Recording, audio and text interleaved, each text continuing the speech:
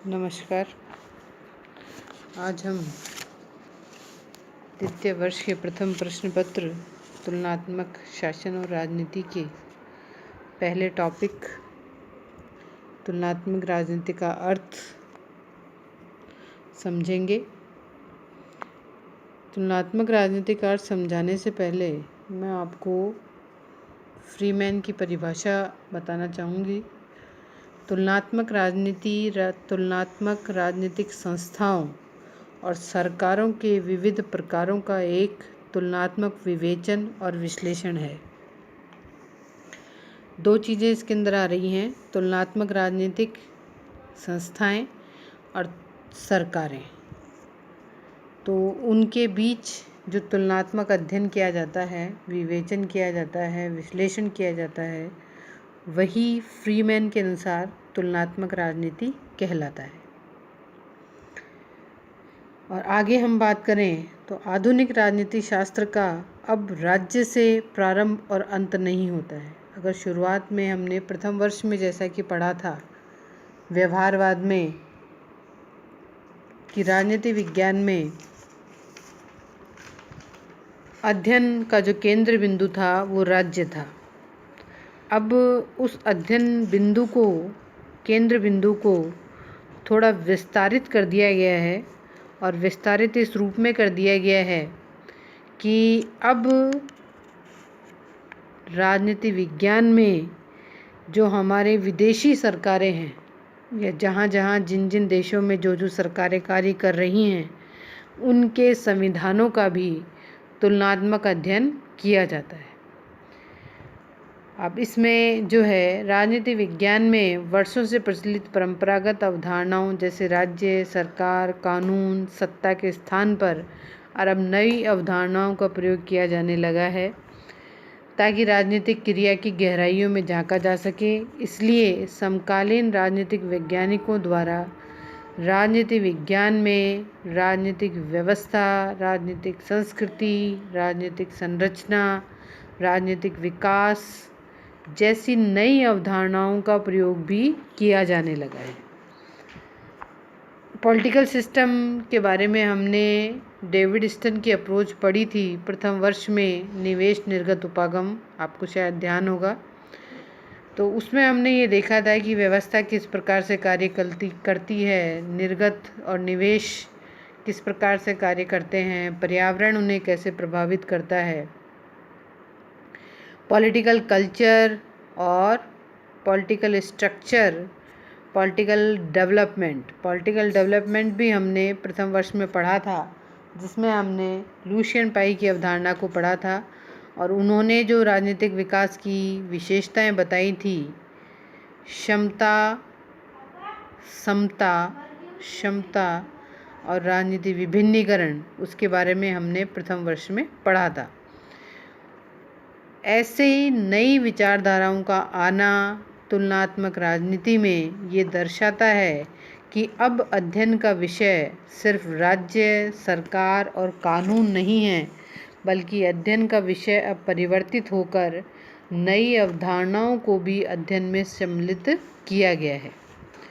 राजनीतिक व्यवस्था से संबंधित प्रक्रिया के विभिन्न स्तरों पर तुलनात्मक अध्ययन के आधार पर राजनीतिक व्यवहार संबंधी सिद्धांत निर्माण के लक्ष्य युक्त शास्त्र ही तुलनात्मक राजनीति कहलाता है। इसी में आमंड और पावेल ने कुछ परिभाषाएं या कुछ मौलिक मंतव्य, जिन्हें हम कह सकते हैं, वो उन्होंने दिए हैं। जिसमें सबसे पहला उन्होंने दिया है पश्चिमी और गैर पश्चिमी देशों की संस्थाओं का एक साथ विश्लेषण। उनका ये कहना है कि वेस्टर्न की जो कंट्रीज़ हैं और नॉन वेस्टर्न कंट्रीज़ जो हैं उनकी संस्थाओं का अध्ययन किया जाना चाहिए। अब यहाँ पर एक शब्द आ रहा है संस्थाएं। संस्थाओं से आप क्या समझते हैं? इंस्टीट्यूशंस का मतलब यहाँ पर है जैसे कि हमारे यहाँ संघात्मक शासन, एकात्मक शासन और सुप्रीम कोर्ट, न्यायपालिका, ये सब अलग अलग शासन के अंगों के इंस्टीट्यूट हैं। विधानसभा, लोकसभा, दीज आर इंस्टीट्यूशंस। तो उनका एक साथ विश्लेषण किया जाएगा, पश्चिमी और गैर पश्चिमी देशों का।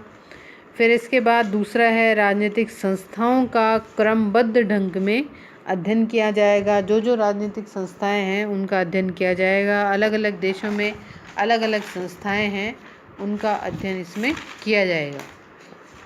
तीसरा है तुलनात्मक राजनीतिक सिद्धांत में संबंध स्थापित करना। अब इसके बाद अध्ययन के बाद राजनीतिक सिद्धांत जो बनेंगे उन सिद्धांतों में आपस में संबंध स्थापित करना, ये इसका तीसरा मंतव्य है।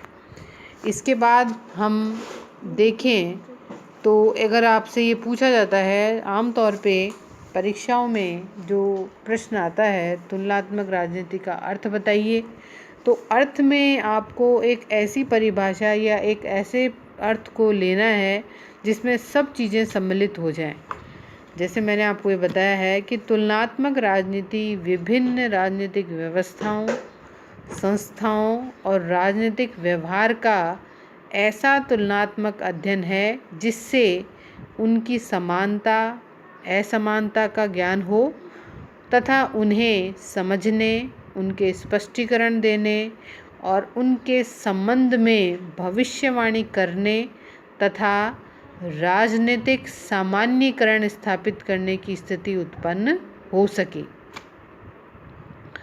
तो जो चीज़ें इसमें सम्मिलित की गई हैं, आपको शुरुआत से अगर हम लें तो सबसे पहली बात व्यवस्थाओं और संस्थाओं, और तीसरी राजनीतिक व्यवहार, उनमें समानताएं क्या हैं, असमानताएं क्या हैं, ये समझने के बाद फिर हम ये भविष्यवाणी करने की स्थिति में आ जाएं या ऐसे सामान्यीकरण के सिद्धांत प्राप्त कर लें जिससे हम सिद्धांत का निर्माण कर सकें, तो वह तुलनात्मक राजनीति कहलाती है।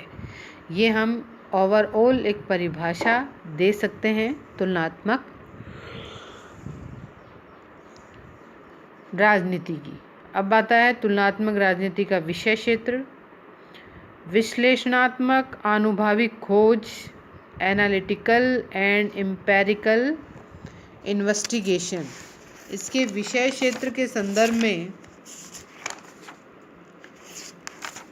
जो विषय क्षेत्र में हम लोग क्या क्या सम्मिलित करेंगे, अलग अलग विद्वानों ने अलग अलग विचार दिए हैं। ये मैंने आपको ओवरऑल बताया है कि अगर आपके प्रश्न आए तो आपको विषय क्षेत्र के संदर्भ में यही जवाब देना चाहिए। तो विश्लेषणात्मक आनुभविक खोज, एनालिटिकल एंड एम्पेरिकल इन्वेस्टिगेशन, तुलनात्मक राजनीति के अंतर्गत आनुभविक अध्ययन पर अधिक बल दिया गया है। अधिकता स्वयं राजनीतिक संस्थाओं और संरचनाओं के बजाय उनमें क्रियाशील कार्यकर्ताओं के व्यवहार का अध्ययन करता है। यहाँ ये कहना चाहते हैं कि संस्थाओं का अध्ययन करते समय आप संस्थाओं को जो चलाने वाले व्यक्ति हैं, जिन्हें हम पॉलिटिकल एक्टर्स कहते हैं, जैसे कि जो प्रधानमंत्री के पद को धारण करता है, जो राष्ट्रपति के पद को धारण करता है, उन व्यक्तियों के व्यवहार का अध्ययन करना, उनके अनुभव का अध्ययन करना विश्लेषणात्मक आनुभविक खोज कहलाता है। Analytical and empirical investigation. Number 2, अवसंरचना का अध्ययन, स्टडी ऑफ इंफ्रास्ट्रक्चर। तुलनात्मक राजनीति का अध्ययता औपचारिक संरचना की बजाय अवसंरचनाओं के अध्ययन को अधिक महत्व देता है। वह कार्यपालिका, विधायिका, न्यायपालिका के साथ साथ राजनीतिक दलों, दबाव समूहों, मत व्यवहार, लोकमत आदि के अध्ययन पर भी ध्यान केंद्रित करता है। वह उन तत्वों का अध्ययन करता है जिनका प्रभाव राजनीतिक निर्णय पर पड़ता है। तो तुलनात्मक राजनीति का दूसरा विषय क्षेत्र है अवसंरचना का अध्ययन करना या इंफ्रास्ट्रक्चर, जिसके अंतर्गत कार्यपालिका, विधायिका, न्यायपालिका तो आती ही हैं, उसके साथ साथ पॉलिटिकल पार्टीज़, प्रेशर ग्रुप्स और वोटिंग बिहेवियर और लोकमत, इन सब की तरफ भी हमें अध्ययन में शामिल किया जाता है। तीसरा है विकासशील समाजों के अध्ययन पर बल। अब इसमें जो डेवलपिंग सोसाइटीज़ हैं वो शामिल हैं। तुलनात्मक राजनीति के अंतर्गत विकसित पश्चिमी देशों की शासन प्रणालियों के अध्ययन के साथ साथ गरीब और पिछड़े हुए अफ्रो एशियाई जगत की सरकारों के अध्ययन पर भी बल दिया गया है। तुलनात्मक सरकारों का अध्ययन अब कुछ चुनी हुई यूरोपीय अथवा अमेरिकी सरकारों का अध्ययन नहीं रहा है। यह विकसित पश्चिमी सरकारों का अध्ययन तो है ही, पर यह गरीब अफ्रो एशियाई जगत के पिछड़े हुए देशों की विकासशील राजनीति पद्धतियों का भी उतना ही महत्वपूर्ण अध्ययन है। मतलब अभी तक जो हम अध्ययन कर रहे थे वो सिर्फ वेस्टर्न कंट्रीज़ का अध्ययन कर रहे थे। अब हमें अध्ययन में उन राष्ट्रों को भी सम्मिलित करना है जो कि पिछड़े हुए हैं, गरीब हैं, अफ्रो एशियाई जो कंट्रीज़ हैं वहाँ की सरकारों का भी अध्ययन करना है। नेक्स्ट है नंबर 4, अंतः शास्त्रीय उपागम। Focus on interdisciplinary approach. तुलनात्मक राजनीति के अंतर्गत समाजशास्त्र, मनोविज्ञान, अर्थशास्त्र, जीव विज्ञान आदि का भी अध्ययन किया जाता है। लेखकों ने अधिक से अधिक उन उपकरणों का अध्ययन किया है जिन्हें उन्होंने समाजशास्त्र, सोशियोलॉजी, फिजियोलॉजी, इकोनॉमिक्स, एंथ्रोपोलॉजी और यहाँ तक कि जीव विज्ञान जैसे प्राकृतिक विज्ञानों से ग्रहण किया है। तुलनात्मक राजनीति के क्षेत्र में विद्वानों द्वारा अंतः शास्त्रीय उपागम अपनाने के कारण ये कहा जा सकता है कि राजनीति शास्त्र के क्षेत्र में एक प्रकार की क्रांति आ गई है। ये हमने प्रथम वर्ष में भी आपने पढ़ा था, इंटरडिसिप्लिनरी अप्रोच। ये व्यवहारवाद की विशेषताओं में हमने देखा था एकीकरण। तो उसमें हमने ये देखा था कि जब हम व्यक्ति के व्यवहार का अध्ययन करते हैं तो अगर हम उसके हर परिप्रेक्ष्य को ध्यान में रखें, सामाजिक, आर्थिक, धार्मिक, राजनीतिक, तो हमें उसके अध्ययन में ज़्यादा सहायता प्राप्त होगी। वही चीज़ इन्होंने भी कही है। इन्होंने कहा कि तुलनात्मक राजनीति का अध्ययन करते समय हमें सोशियोलॉजी, फिजियोलॉजी, इकोनॉमिक्स, एंथ्रोपोलॉजी और बायोलॉजी इन सब चीज़ों को भी अपने अध्ययन में शामिल करना चाहिए। उस परिप्रेक्ष्यों को भी अध्ययन किया जाना चाहिए। नंबर 5 है मूल्य विहीन राजनीतिक सिद्धांत, वैल्यू फ्री पॉलिटिकल थ्योरी। तुलनात्मक राजनीति का संबंध वस्तुओं के आदर्श रूप से न होकर उनके वास्तविक रूप से है। अतः तुलनात्मक राजनीति में मूल्य मुक्त राजनीतिक सिद्धांत से मूल्य युक्त सिद्धांत का स्थान ग्रहण कर लिया है। तुलनात्मक राजनीति के अधिवक्ताओं का सरोकार वस्तुओं के आदर्श रूप में उन्हें किस प्रकार का होना चाहिए इससे न होकर उनके वास्तविक रूप से हो गया है।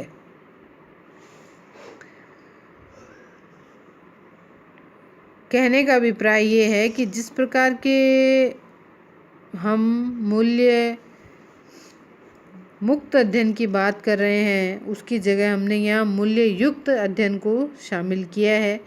हम आदर्श रूप में उन्हें किस प्रकार का होना चाहिए उस पर न ध्यान देते हुए इस चीज़ पर ध्यान देते हैं कि वास्तविक रूप क्या है, वास्तविकता से बहुत अधिक सरोकार रखते हैं। इसलिए अब विषय क्षेत्र में मूल्य विहीन राजनीतिक सिद्धांतों को अपनाया जाना चाहिए। तो इस प्रकार से संक्षेप में एक बार दोबारा इसको देखेंगे तो सबसे पहला विषय क्षेत्र है विश्लेषणात्मक अनुभविक खोज, एनालिटिकल एंड एम्पेरिकल इन्वेस्टिगेशंस, अवसंरचना का अध्ययन, स्टडी ऑफ इंफ्रास्ट्रक्चर।